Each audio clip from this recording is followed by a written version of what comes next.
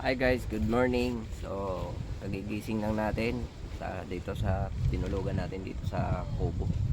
Dito sa Baliti Beach. First day natin, first night kagabi. Dito natulog. Kaya ayan, sitwasyon. Ay nako sa inyo ang sitwasyon sa ngayong umaga na ito. So, ayan, mamasyal na pala yun. Juwaw.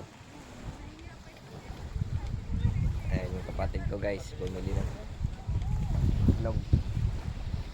Kaya galing.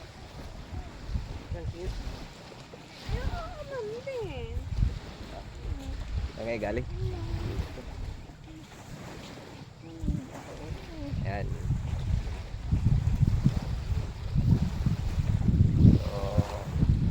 So high tide ngayon guys. Kaya ganda ang dagat. Baliti.